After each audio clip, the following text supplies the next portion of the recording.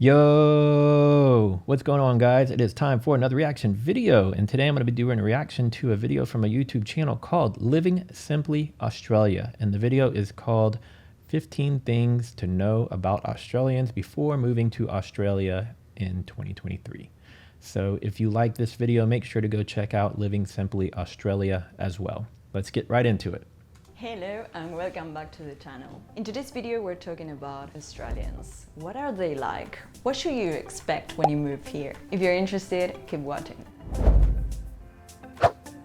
Something that caught my attention when I first came to Australia 7 years ago is that people are very friendly. I never forget my first week here. I was walking down the street, completely lost, looking for the supermarket. And suddenly a very lovely Australian couple approached me and they asked me, "Are you lost? Do you want some help?" And they helped me to find the supermarket. And how amazing was that? I didn't ask for any help, but they just came and helped me. And this friendliness is also reflected in the fact that they love small talk. Believe it or not, Australians love to talk to strangers, and that's another thing that really caught my attention. When you're on the tram, for example, people just start talking to each other or they make jokes. For example, if you're walking down the street, someone might yell, "Oh, nice t-shirt." It's so amazing. And I feel that this friendliness is also reflected on the fact that Australians call everyone mate. Cheers, mate. Cheers, buddy. How you going, mate? Good day, mate. And yeah, it makes you feel good. Good day, mate. So yeah, Australians are super friendly, super laid back. I recently discovered Shami Prasal, and so I've been consuming a lot of his videos, making memories and Uncut Kitchen and all of that, and I've watched a ridiculous amount of their videos in the last couple of months, and so I feel like I almost know those guys by now. But it's allowed me to pick up on a lot of Australian language, like, you know, commonly used words and like the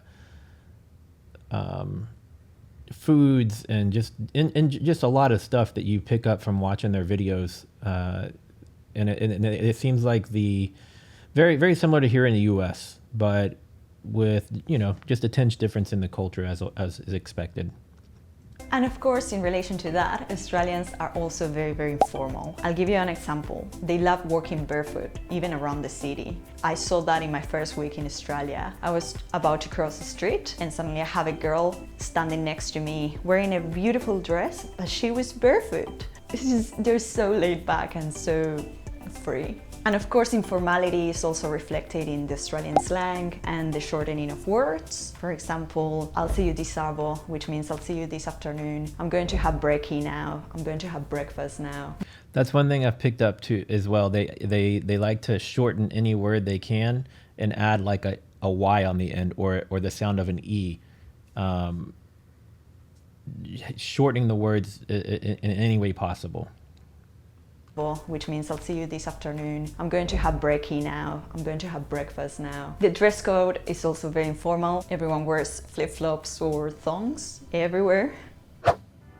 Australians are also very respectful, and I talked about this in my video about Australian workplace culture. Australians are very respectful. They're always saying "thank you," "sorry," "pardon," "no worries," "nice to meet you," "please." In terms of respect, for example, it's considered super disrespectful if you go to a shop or to a restaurant and you complain about a product by yelling or swearing or insulting at the customer service representative or at retail staff. Karen. So yeah, this is a society that really values respect and politeness. Another thing that you should know about Australians is that they make appointments for absolutely everything, whether it is to go to the doctor or to see a friend. I know that in some cultures you can just drop by your friend's house and say, "Hey, do you want to hang out?" But not in Australia. Here usually you call your friends and you organize a time to see them during the week. I'd say it's pretty much the same here. The only time I would think you might just be knocking on somebody's door is maybe perhaps like you're in college dorms or something and you all live next to each other, or even as a young adult, if you're maybe perhaps in an apartment complex or something and a lot of your friends are also your neighbors.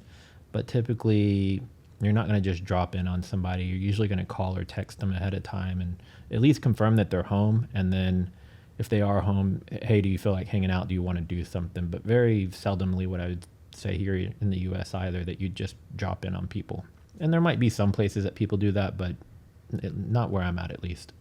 But you don't pop up unannounced. And speaking of making appointments, usually it's considered rude if you are late. So that's another thing. Australians really value punctuality and being on time. Personal space and greetings. Australians really love their privacy and their personal space. So this means that if you're talking to someone, you do so by keeping a bit of distance. Or for example, if you're in line, you keep a bit of distance as well. Too much proximity sometimes can feel a bit uncomfortable. And this of course goes for greetings as well. When you meet someone for the first time, you don't kiss them on the cheek or you don't hug them. You usually say, hey, how you going? Or you shake their hands. If you know them and they're your friends, you can give them a hug, and that's usually the case, especially with women. Guys usually just shake hands, even if they know each other. Also, when you shake someone's hand, and this is the first time you've met them, you usually say, nice to meet you too. Relationships, whether it is friendships or romantic relationships, usually take a bit of time to develop, and consent is something very important as well. You don't force anyone into an intimate relationship, and also bear in mind that both men and women are considered equals. Both people in the relationship have to be in agreement that they want to be with each other. If you're invited to someone's house here in Australia, the expectation is that you're going to reply, whether it is accepting that invitation or declining. But it is considered rude if you leave them hanging, wondering whether you're going to be able to make it or not. That's a pet peeve of mine, especially if I'm taking time from my day to meet with somebody and they leave me hanging. That really drives me nuts. And it's happened to me twice in the last week, and yeah, it's just really disrespectful, I think, to tell somebody you're going to be somewhere or you're going to show up or you're going to do something and then just leave them hanging. That drives me insane. So always RSVP, that is reply to that invitation. If you're invited to someone's house or a social gathering and they say bring your own, BYO, this means that they're expecting you to bring your own drinks. And this is the case for almost any social gathering here in Australia. Most people bring their own drinks because alcohol here is very expensive. Many times you'll also be asked to bring a plate, and that means to bring a dish of your liking to contribute to the table, and everyone shares the food. It's potluck style. So it's like when I host gatherings, parties, events in my home, I'll typically provide a bunch of drinks, but I also always tell people if there's a specific drink that you want that you think I might not have, then you might want to go ahead and bring it. But I'm going to have beers, I have alcohol, I'll have ciders and wine and a lot to choose from. So if you don't bring anything, it's not a big deal. And then if it's a meal, if I'm hosting like a dinner party, then I may not expect anybody to bring anything. But if it's specifically announced that it's a potluck party, then that would mean, bring some sort of a side dish. And it's usually even best to mention in the comments if it's like an invitation what you're bringing, to avoid people bringing duplicates of the same dishes.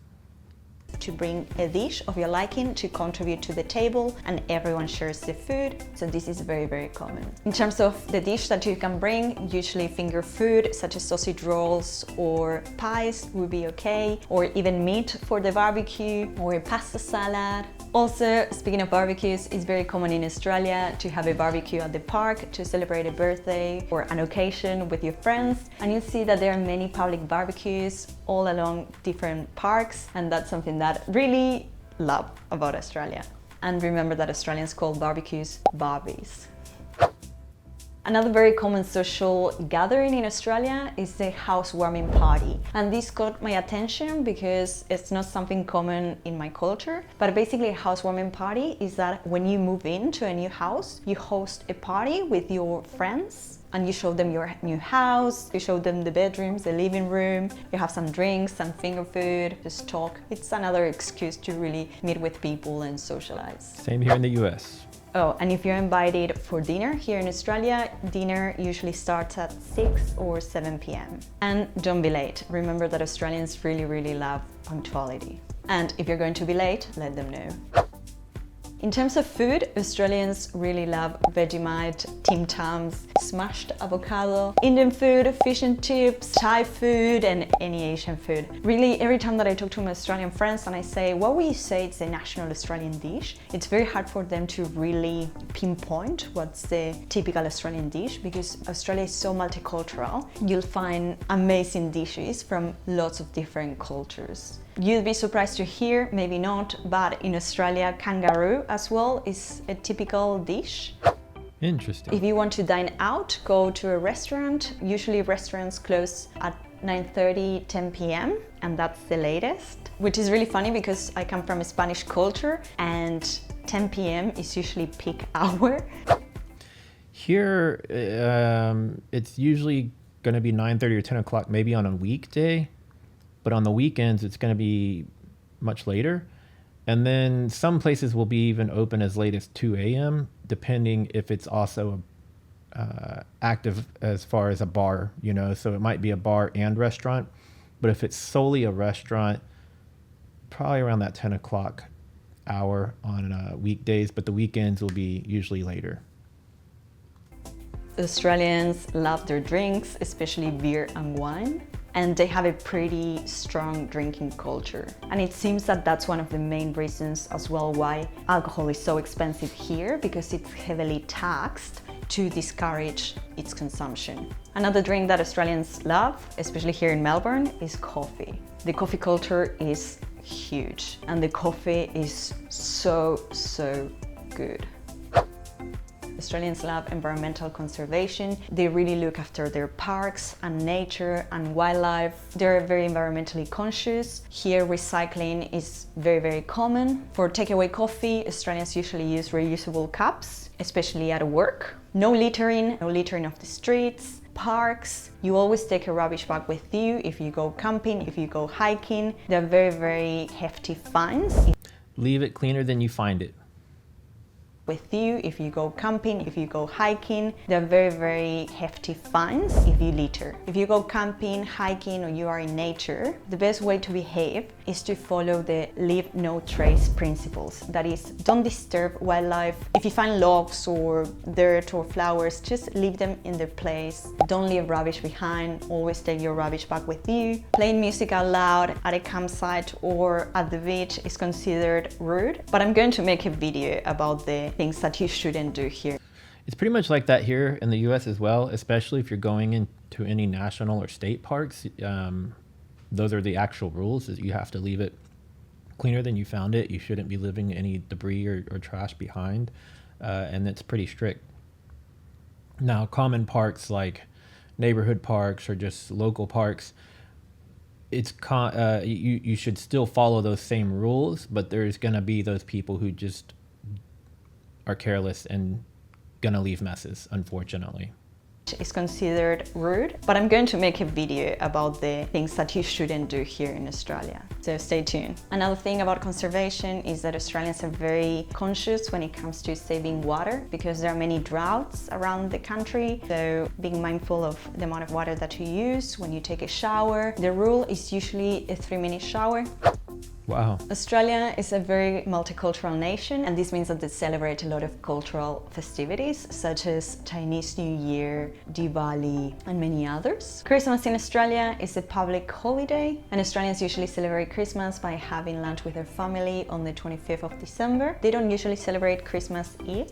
The 26th of December is a public holiday as well in Australia, and this is called Boxing Day. Traditionally, this day represents a day when the rich give money and donations to those in need. But nowadays, Boxing Day is the day when most retail stores have huge sales on different products. Australians also celebrate New Year's Eve on the 31st of December, and you'll see fireworks shows all over the country. Especially, of course, the Sydney one is the most popular one across the world. Fun fact, did you know that Australians are not allowed to set off their own fireworks? This is actually illegal in Australia. So if you were expecting to buy your fireworks, I'm sorry to say, but you won't be able to do that. Australia Day, this is a public holiday that takes place on the 26th of January, which marks the day when British colonies arrived for the first time in the Australian continent. But this is a bit of a controversial date.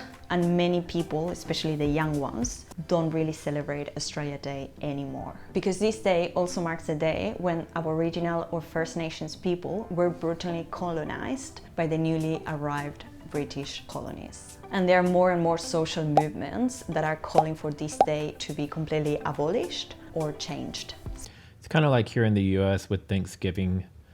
There are people who are trying to do the same thing, but Thanksgiving is never going to go away in the US. I do understand the reasoning behind it. I do sympathize and empathize with the people who are descendants of those who were slaughtered, but you can't rewrite history.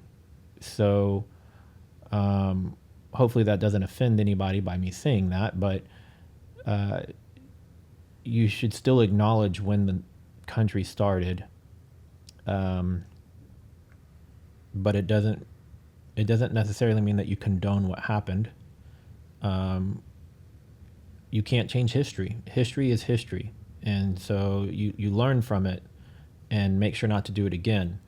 But trying to ignore it is worse, because then you open the idea of it being forgotten, and then it can repeat itself. So that's my thoughts on that. Movements that are calling for this day to be completely abolished or changed. So bear that in mind. Every time 26th of January comes in, there's going to be a lot of movement. Again, my thoughts on that too. There's no need to abolish a day. If you don't like it, then you, as the individual, can choose not to celebrate it. But you can't try to force everybody else not to celebrate it. That would be, like saying if you're don't believe in Christmas, right? That like nobody should be able to have Christmas. No, everybody has the opportunity to do what they want. And if you don't like that day, then go do something else with your time. I'm sure you're happy to take the paid day off from work on that day, right? Are you taking your money and giving it back? I doubt it. So that's my thoughts on that. You do you, and let everybody else do what they do around the country. Something that you should know is that Australians don't usually debate about politics or religion. In many countries, including mine, debating about all these issues is very, very common, especially when you're in social gatherings or with your family over the table, you usually debate about these things. This is not the case in Australia. So if you're at work or just with your Australian friends, try to avoid these topics because it may make some people feel uncomfortable. It's kind of the same here in the US. You used to be able to have these conversations, but now everything is so polarized on politics, and it's better not discussed because you don't want to damage friendships or relationships. It's better to just not have those discussions, and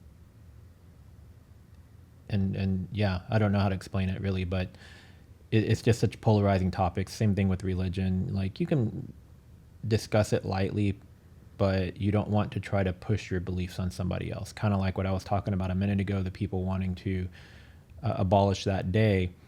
You're trying to force something on somebody else, and that's just as negative connotation as, I guess, discussing politics and religion. If you don't like that day, you just don't celebrate that day. If you don't like somebody's political beliefs, then don't discuss their political beliefs or their religious beliefs with them and try to force your own thoughts and your own political beliefs or religious beliefs onto someone else. If you want to find a topic to talk about in Australia, sports is your best bet, especially footy and cricket. If you don't know what footy is, this refers to the AFL or Australian football, and this is a sport unique to Australia. After 7 years of living here, I must be honest, I still don't get footy, but most of my Australian friends are crazy about footy. They go to the footy every weekend. So for my Australians, is footy similar to rugby? Or is it completely different from that? It's different from soccer, it's different from American football, and it's different from rugby? Or is it similar to one of the three? tell me in the comments. Give me a better idea of what footy is. They love it. I've been to 2 matches and I really love the atmosphere. And I think the beauty of this sport is that it's very family oriented. And because it's so family oriented, when you are there, there's no really aggression or violence, unlike other countries. People are cheering and they're mixing up with people from the other team and there's no aggression. So I highly recommend going at least to one footy match and experiencing the atmosphere and what it is like to be there. It's Cool. a very, very big part of the Australian culture. So this is all for now. If you like this video, please like and subscribe. It really helps to support the channel. If you have any questions or other topics that you'd like me to cover, please leave a comment below and I'll see you next time. Bye. Really enjoyed that video, and I'm guessing from her accent, she may be French possibly. So it's cool to see it from her perspective, because a lot of the things that she pointed out were very similar to how they are here in the US. But there are a few French YouTubers that I follow. One that has recently been visiting the US for the first time. And so her impression of the US is very similar to her impression of Australia. So, and the accent as well. So that's what leads me to believe that she's potentially French. But yeah, this was a great video, informative video. Learned a few new things about Australia that I wasn't familiar with. I'm going to continue going through more Australia videos. So if you guys have some suggestions for me, comment below. Let me know if you've got a video link, provide it. That's also helpful. And yeah, if you're new here and you like this video, subscribe so you'll get notified every time I upload a new video. Give it a thumbs up. It does help the algorithm. And tell me in the comments where in the world you are watching from. How did you find my video, and what city, state, country, what have you? Where are you at? Where are you at in the world? I'll see you guys in the next video. Later.